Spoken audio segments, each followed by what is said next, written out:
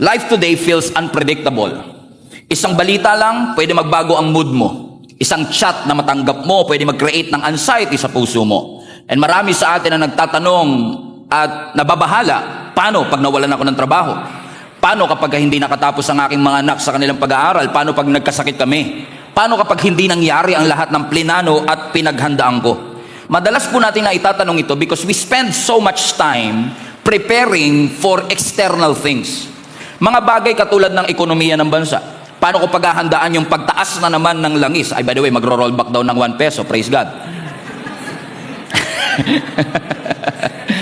Paano ko paghahandaan ng ekonomiyang bumabagsak? Paano ko paghahandaan ng diesel na pataas ng pataas? Paano ko i-handle at i-manage ang opinion ng ibang tao patungkol sa akin? Paano ko paghahandaan ang kinabukasan? Hindi po masamang paghandaan ang kinabukasan. Pero napansin niyo po ba that the more you control about these things, the more anxious you become? Habang kinokontrol po natin ang future na hindi natin alam at hindi natin hawak, nagkikreate po ito ng pagkabahala sa ating mga puso.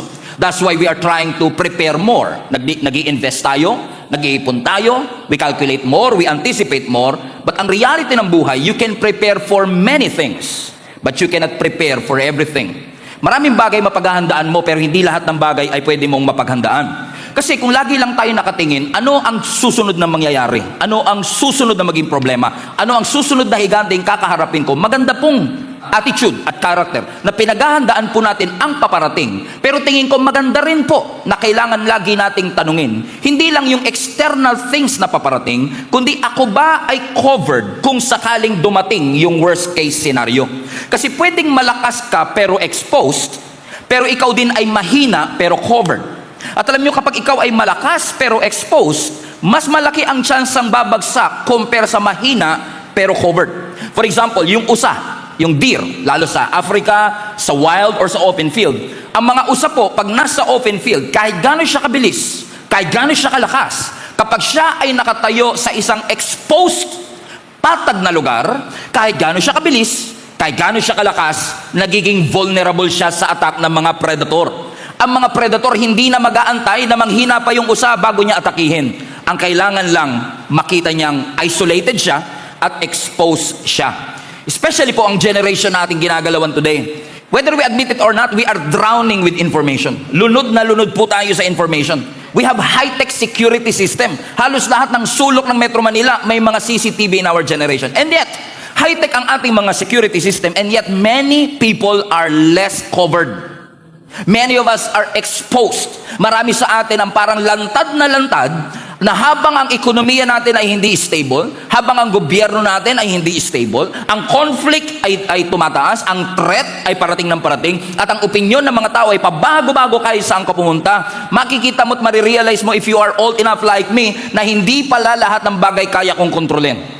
You are never meant to control what's happening globally. In fact, hindi natin siya kayang i-control, hindi natin dapat siya i-control, pero dapat tayo laging manalangin sa Panginoon na kung hindi ko makokontrol ang kinabukasan, Lord, we need your covering. We need your protection in our lives. Na hindi lang ako obsessed sa aking external uncertainty, na paano pag nawalan ako ng trabaho, paano pag tumaas ang mga bilihin, paano pag nalugi ang aking mga negosyo. Lord, we are all praying, not just na i-resolve mo ang external conflict, gusto po naming magkaroon ng internal stability. Sabihin mo nga sa katabi mo, you need internal stability. Put that in the comment section. Internal stability. That we need better planning, yes. We need to save more, yes. We need more resources. We need stronger strategies. But more than anything else, kailangan po natin ang pag-iingat ng ating Panginoon. Naniniwala po ako na ang pinakaligtas na lugar sa buhay, hindi po makikita dito sa mundo. Ang pinakaligtas na lokasyon sa buhay ay yung kasama natin ng ating Panginoon. Hindi geography, hindi building, hindi hiding spot somewhere on earth.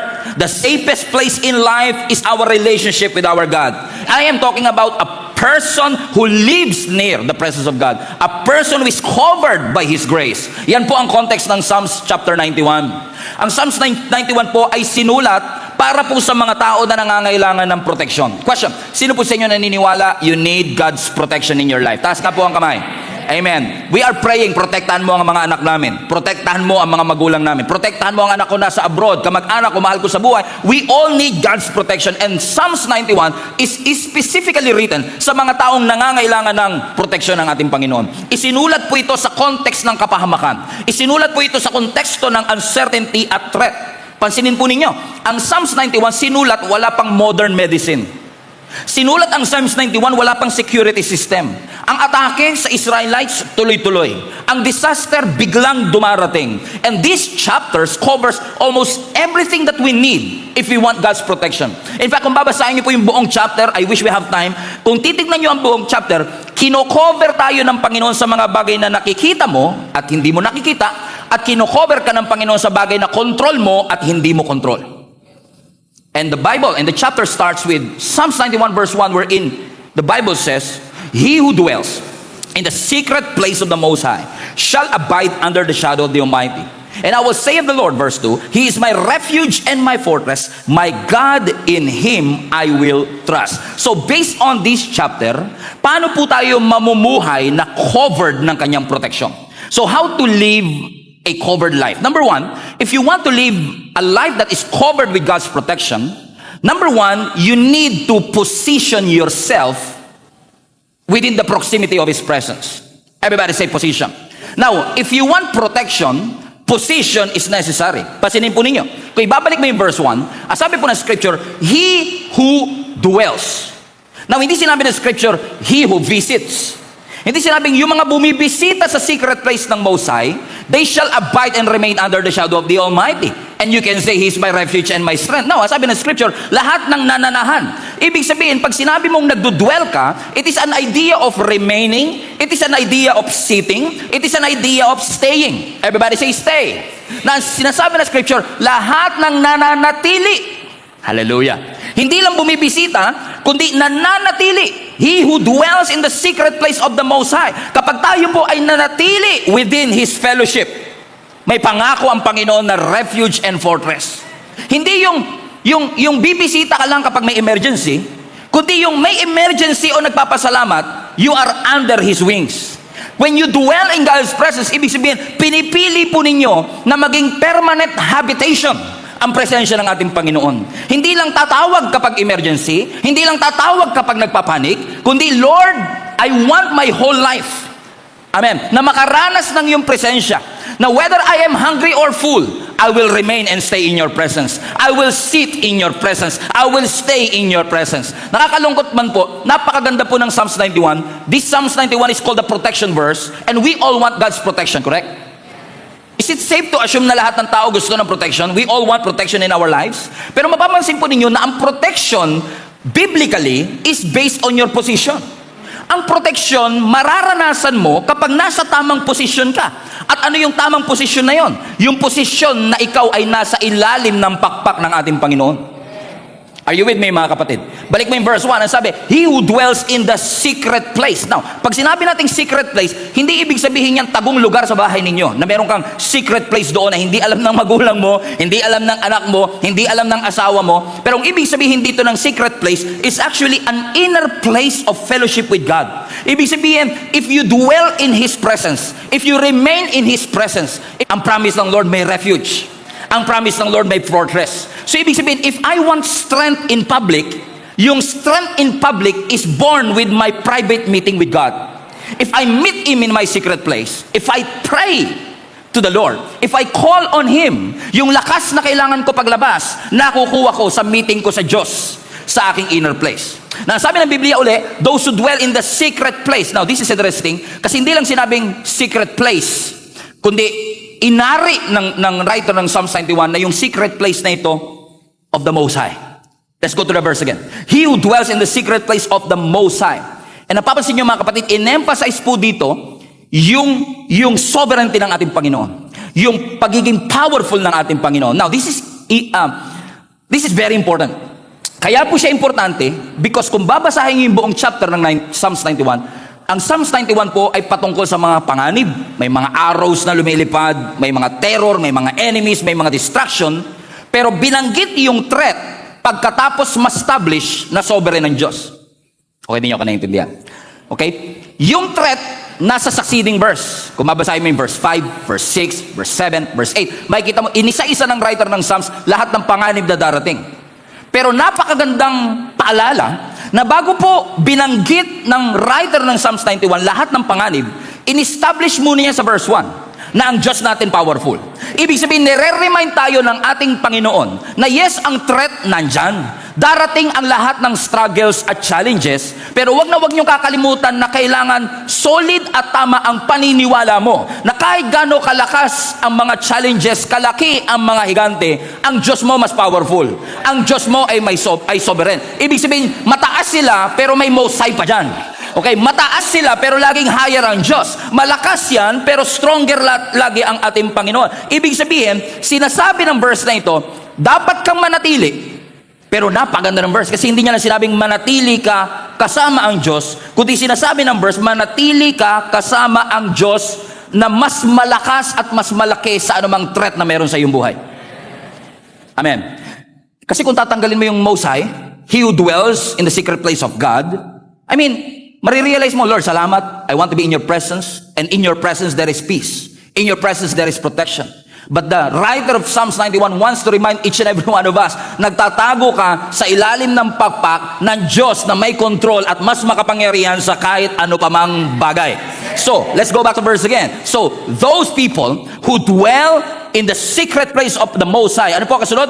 Shall remain, shall abide. Saan daw po? Under the shadow of the Almighty. Everybody say shadow. Now, very interesting yung part na ito ng scripture na binanggit na shadow, kasi sa pagkakaalam ko, if we are talking about protection and covering, mapapailalim ka lang sa shadow pag malapit sa iyo. I mean, may shadow ako ngayon pero hindi umaabot sa likod. Pero kung nandito ka sa tabi ko, pwede ka mapailalim sa shadow ko. So ibig sabihin, kung ang protection ng Lord ay nasa ilalim ng kanyang pakpak, you have to stay in proximity with Him. Kailangan mo maging malapit sa Kanya to benefit with that protection. Okay. Okay. Ang ulan hindi mo mapipigilan. Pag bumabagyo, hindi mo siya mapipigilan. Pero kung meron kang payong, lahat ng nandun sa ilalim ng payong ay hindi mababasa. Okay. Pero kahit na maganda ang intensyon ng payong, kung hindi kasi silong sa payong, come on, hindi mo matitake advantage yung benefit na ikaw ay nasa ilalim ng payong. Ganun din ang protection ng Lord. God wants to protect each and every one of us. Ayaw ng Diyos na mapahamak ang kanyang mga anak. But if you want to benefit from that protection of the Lord, you must stay under the shadow of His wings. Kailangan nasa ilalim ka ng pakpak ng ating Panginoon. Kasi hindi mo ma-experience ang shadow kapag malayo ka. Pag lumalayo ka, hindi ka susundan ng anino. So hindi ka susundan ng anino, iniiwan mo yung covering, ibig sabihin, ang pagiging safe pala, everybody say safe, ang safety pala hindi automatic. Ang safety positional. Depende kung saan ako nakapwesto. Ibig sabihin, pag lumayo ka sa presensya ng Diyos, masyadong magastos. In fact, literal ngayon yan. Pag lumayo ka, magastos talaga ngayon eh. Tama? Pag lumayo ka, magastos. Alam mo, pag lumalayo tayo sa presensya ng Diyos, magastos. Kasi we make a lot of decisions na wala ang wisdom ng Diyos, wala ang kapayapaan ng Diyos, wala ang joy ng Panginoon, wala ang protection ng Panginoon. Nakakalungkot, pero napakarami po sa atin. Napunta na tayo sa stage na yon. Nakakala natin we are too wise, too experienced, too educated to be amongst ourselves. Recently, I was watching a lot of documentaries in National Geographic about survival of the fittest. Kung pamilyar kayo sa segment na yan ng National Geographic, kung saan yung relationship between predator and prey. Na kahit gaano kalakas ang leon, kapag yung mga usa ay magkakasama, hindi niya maatake. Ang inaantay ng leon, yung isang usa humiwalay sa flock. Because sometimes, sabi nga ng scripture, tayo ay kanyang mga tupa. At alam niyo ba, ang mga tupa, kailangan niya may herd, lagi silang sama-sama. Kaso talagang may mga tupang may tupak. Na bigla siyang mag-iisip na dito, tingin ko mas maganda dito sa shortcut na to. At magugulat ka lang, babagsak siya, aray mo. Okay. Amen? Bakit? Ano ang sinasabi ng scripture? Ang protection ng ating Panginoon is positional. Araw-araw may pagsubok. Araw-araw may problema. Pero ang sinasabi ng scripture, lahat ng nananatili sa anino ng pakpak ng ating Panginoon, yun ang maliligtas. yun ang makakaranas ng protection ng ating Panginoon. Now actually, pag tinignan yung Bible, consistent yan. Mula sa unang Passover celebration. Remember? Di ba sa unang Passover celebration in Exodus chapter 12, ang sabi ng scripture, inutusan ng Panginoon ang buong nation of Israel na pumatay ng tupa na kanilang kakainin at ang dugo nun ay ipapahid sa kanilang pintuan. Remember that? So ibig sabihin, lahat ng nasa loob ng bahay, covered. So depende, hindi sinabi na basta Israelites ligtas. Hindi, sinabi basta nasa loob, posisyon. Basta nasa loob ka, protected ka. So ang safety nasa posisyon. Noah, for example, Noah's Ark. Di ba? Ang sabi ng scripture, the man is so wicked, God even regretted na nilikha niya ang tao. Kaya sabi ng scripture, inatasan niya si Noe na maggawa ng malaking Titanic. Malaking barko. Ano sabi ng Biblia? Ilang taon niyang ginawa yung barko. Suddenly, no, dumating yung kinakatakutan ng lahat. Maraming taong hindi naniwala sa kanya, minak siya. Superman, bakit ka gagawa ng barko at sasabihin mo magkakaroon ng baha? Eh hindi pa umuulan ever nung time na yon. Hindi sila familiar sa ulan. Bago sa kanila yon. And then sasabihin nila magkakaroon ng bagyo, babahain ang buong mundo. Kaya ang tao hindi naniniwala. And dumating yung tamang panahon. No, nagkaroon ng matinding bagyo, umulan ng napakalakas, binaha hanggang sa pinakamataas na tuktok ng mundo. Ang sabi ng Biblia. Pero ang sabi ng Bible, lahat ng nasa loob ng barko, ligtas. So ang safety, nasa posisyon. When you position yourself under the shadow of His wings, inside that door, inside that ark, you will experience God's protection. So mahirap mag-expect ng protection kung wala ako sa tamang posisyon. Sino sa inyo nagpe-pray kayo ng isang bagay sa Panginoon? Like nagpe-pray kayo ng bagong bahay, bagong kotse, breakthrough sa business, breakthrough sa family. Alam niyo, maraming tao nagpe-pray ng breakthrough and blessing, pero bihirang-bihira lang yung mga Christian na pinuposisyon nila sa kanilang sarili na tumanggap. Alam niyo, minsan may wisdom din sa mga nanay natin noon. Pagtanghali tayo nagigising, naalala niyo po ba yun? Pagtanghali tayo nagigising, sasabihin, nako, nagpaulan ang Diyos ng grasya. Hindi ka nakasalo kasi tulog ka.